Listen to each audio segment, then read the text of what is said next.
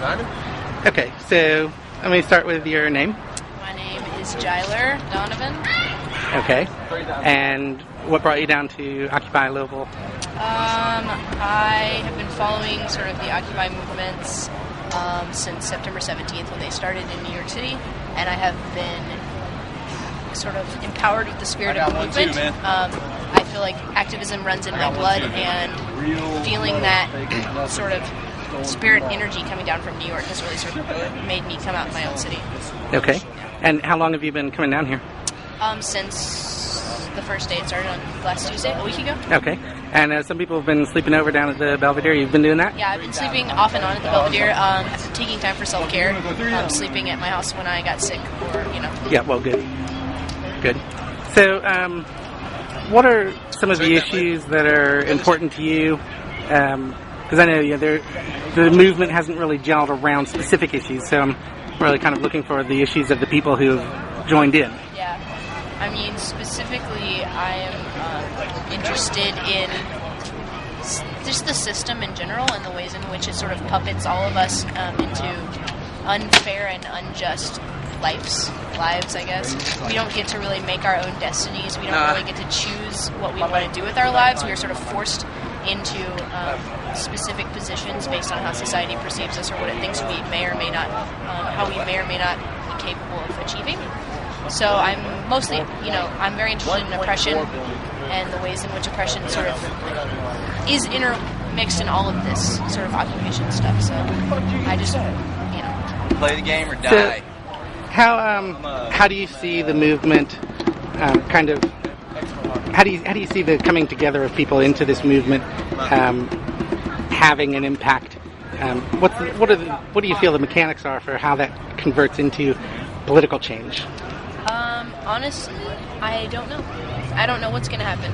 I think that it is sort of maybe naive of us to even sit around and project what will happen from something like this, because nobody knows, Every day is another day, and every day that we wake up is another day we're fighting for change. So I don't know. I don't think anyone can predict what's going to happen. What do you want to happen? What would you like to see happen? A myriad of things. I mean, from the very micro, the community organizing that's going on and people having conversations is a very minimum thing that's already happening that I appreciate and enjoy going on. And I mean, radical systemic change, I think, is a big, huge goal I would love to happen. But like I said, who knows? What would that look like? I mean, do you know what? Do you have a vision of it? Mic check!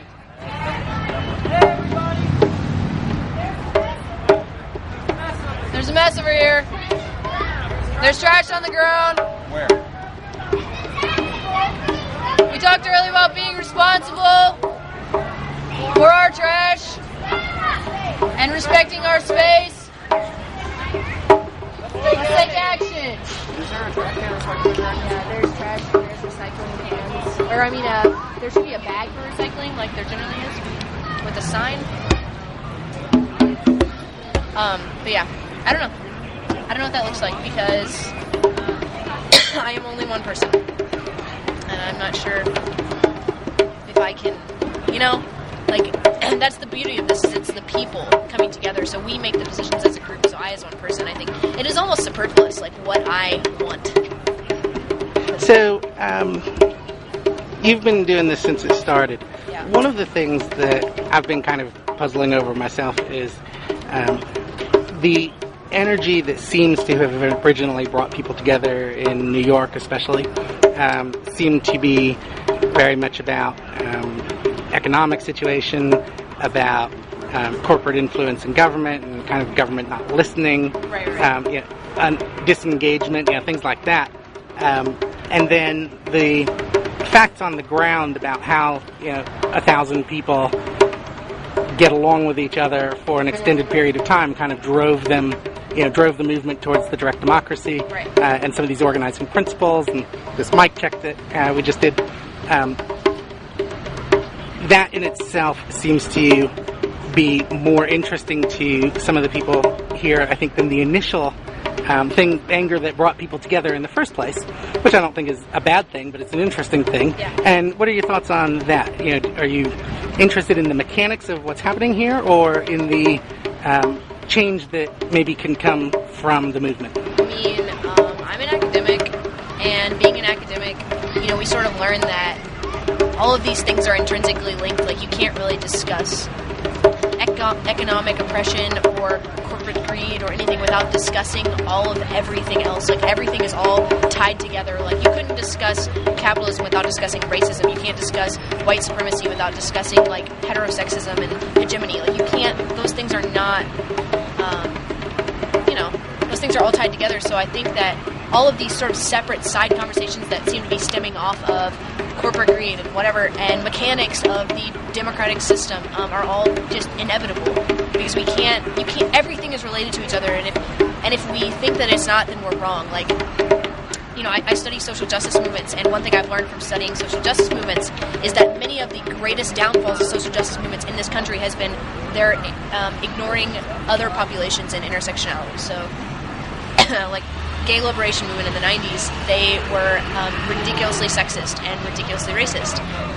Black nationalist movement has been ridiculously, notoriously sexist and homophobic.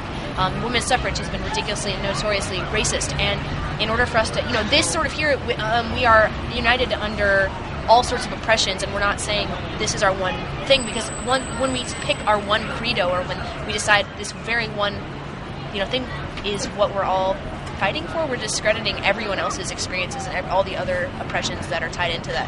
So I think it was just sort of inevitable that all the conversations were going to go every direction, because we are all separate experiences coming into one place. So that would be kind of, yeah, as long as any of us are oppressed, then all of us are oppressed. Right. That kind of injustice anywhere is a threat to justice anywhere. Yeah, that kind of thing. Yep. Great. Is there anything you would like to talk about? Anything you'd like to say? Queer Nation. That's what I got. Okay. And will you drum for a while? I mean, I can go back to what I was doing. I have no problem. That would be awesome. I wish I had some friends that would join me, but they are... Are they all busy talking? I mean, that's a good thing.